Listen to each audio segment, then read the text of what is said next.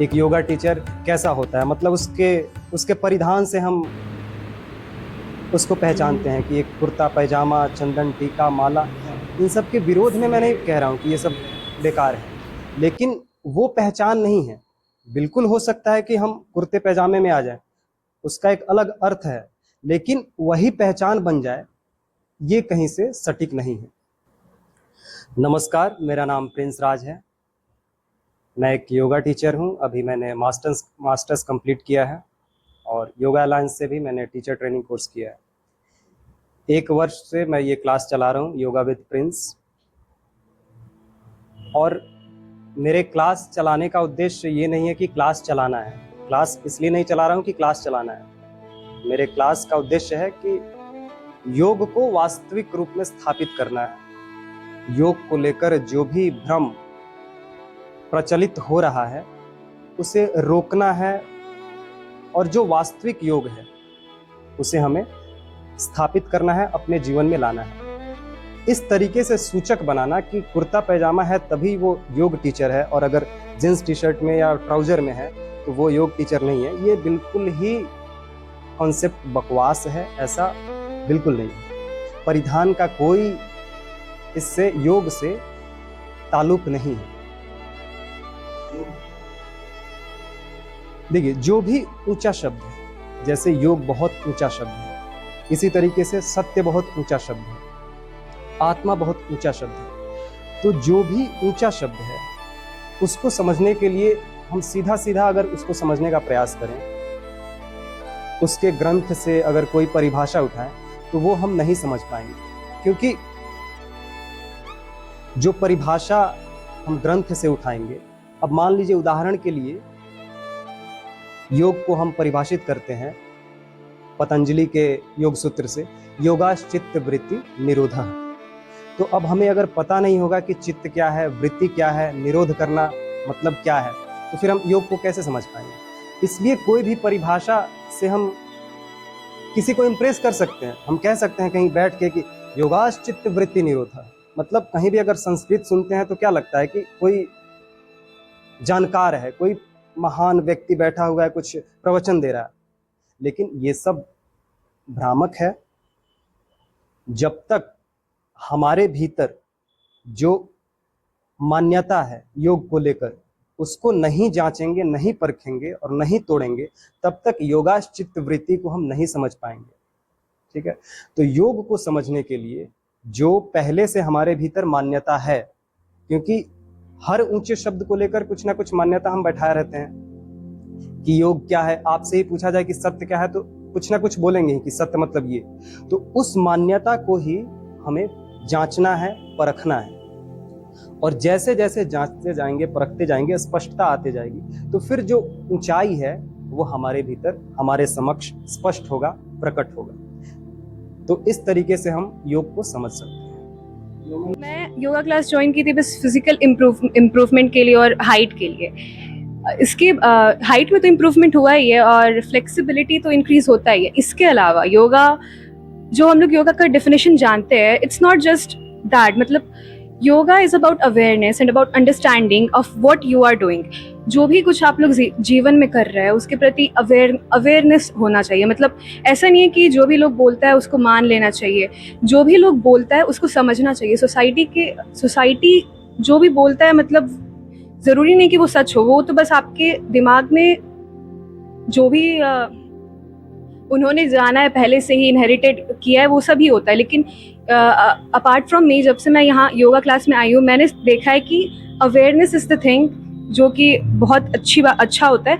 और वो आपको जो भी चीज़ फ्यूचर में जो भी करना है वो बहुत हेल्प करता है वो सब करने में। तो of course improvement, physical improvement तो होता ही है, मेंटल इम्प्रूवमेंट भी होता है, और उसके अपार्ट में आप कंसंट्रेटेड भी होते हो, आपका थिंकिंग बहुत अच्छा हो जाता है। योग पूरी तरह से जागरूकता पर ही आधारित है। मतलब आपको जागरूक करना ही योग का उद्देश्य है। तो हमारे यहाँ जो भी सेशंस हो रहे हैं, तो एक तरह से हठ योग से शुरुआत करते हैं और फिर हम राजयोग तक पहुँचते हैं। हठ योग को सीढ़ी की तरह मानते हैं। जैसे राजयोग पहुँचने का एक माध्यम है हठ योग, कि शरीर से शुरुआत करते हैं, आसन करते हैं, प्राणायाम करते हैं, प्रत्याहार करते हैं और फिर अपने भीतर झांकना शुरू करते हैं। प्रत्याहार का अर्थ ही होता है कि अंतर्मुखी हो जाना। तो राजयोग की शुरुआत ही ऐसे होती है कि अब एकाग्र हो गए, अब ध्यान में आ गए। ध्यान में आने का ये अर्थ नहीं कि आंख बंद करके हम घंटों बैठे रहें, इन सब पे भी आगे हम बात करेंगे। तो ध्यान में आने का अर्थ हो गया कि अब जो भी हमारे जीवन में चल रहा है, चाहे वो कर्म हो, विचार हो, भावना हो, वृत्ति हो, इन सबको एक एक करके देखने लग जाएं पूरी ईमानदारी से, तभी हम ध्यानस्थ हुए। ध्यान का मतलब ही यही है कि हम अपने वृत्ति विचार के प्रति जागरूक हो गए। अब जानने लग गए कि हमारे साथ क्या हो रहा है और इस नियत से जानने लग गए कि इस जानने में हमें ये देखना है कि जो जानने वाला है उसको घटाना है, क्योंकि सारे दुख का कारण वही है जिसे हम कहते हैं। मैं Praveen Kumar, director Gayatri hi-tech engineers private limited. मैं योगा लगभग सितंबर से जुड़ा और इसमें हम योगा में आने के बाद अपने में परिवर्तन जो पाए, उसमें सबसे बड़ा था कि हमें गुस्सा बहुत आता था। तो गुस्से के कारण कभी भी स्टाफ पे हम भड़क जाते थे और हमारे जो डिसीजन होते थे उसमें भी वो गुस्सा झलकता था और उसमें जिद ज़्यादा झलकता था कि इसीलिए हम तो अभी जो वर्तमान में है, अभी हमको बहुत रिलैक्स है और गुस्सा तो मतलब वो चला ही गया है, जिसके कारण हमारी कंपनी भी अच्छी ग्रो कर रही है और हम अपने को अंदर से बहुत शांति महसूस करते हैं। जो कुछ भी हमारे अनुभव में आ रहा है, जो कुछ भी विचार है, भावना है, ये सब कौन अनुभव कर रहा है? उसी अनुभोक्ता को हम अहंकार कह देते हैं। तो अहंकार का विघलन करने के लिए सारा विधि हम इस्तेमाल करते हैं। तो कोई भी विधि हम इस्तेमाल किस लिए कर रहे हैं? उस विधि के माध्यम से जो कर्ता है, यानी कोई भी हम कर्म कर रहे हैं तो कर्म के माध्यम से कर्ता तक पहुंचना है और उस कर्ता को घटाना है, यही सारा उद्देश्य है। महिलाएं हैं वो फिटनेस तो चाहती है, लेकिन फिटनेस भी अपने हिसाब से चाहती हैं। जैसे कि फिटनेस में थोड़ा एंजॉयमेंट हो, थोड़ा शोर हो, लेकिन मुझे लगता है कि फिटनेस मतलब फिटनेस के लिए ज़रूरी नहीं है कि आपको शोर शराबा ही चाहिए होता है।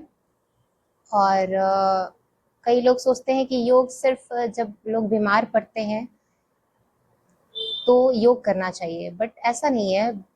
योग सबसे पहले बीमारी को हटाने का पहला एक माध्यम है। अगर कई लोग होते हैं कि सीनियर सिटीजन है तो मुझे योग करना है, कोई यंगस्टर है तो मुझे योग करना ज़रूरी नहीं है। उन्हें पता ही नहीं है कि योग से क्या लाभ है, क्या लाभ मिलेगा, क्या नहीं मिलेगा। लेकिन मुझे लगता है कि योग तो सबको ही करना चाहिए। तो मैं सारी महिला को बस इतना ही कहना चाहती हूँ, जो लोग कहते हैं कि मेरे पास समय नहीं है, मेरे बच्चे हैं, मेरे हस्बैंड हैं, सबको टाइम देना होता है, और ख़ास करके सैटरडे संडे, ये लोग तो ऐसा ये बना रखे हैं कि सैटरडे संडे मेरे बच्चों के लिए है, मेरे परिवार के लिए। ऐसा नहीं है। सैटरडे संडे हो चाहे मंडे टू फ्राइडे हो, आप योग के लिए ज़रूरी नहीं है कि आप किसी इंस्टीट्यूट में भी जाकर योग करें, आप खुद भी कर सकते हैं। इतना सारा सोशल मीडिया पे, आपको इंटरनेट पे सुविधाएं हैं। तो हमारा माध्यम बस ये है कि योग को आप समझिए। योग को सिर्फ इसलिए मत करिए कि सिर्फ शरीर को लचीला बनाना है और बिल्कुल फिट दिखना है, आकर्षक दिखना है। योग को समझना है और बस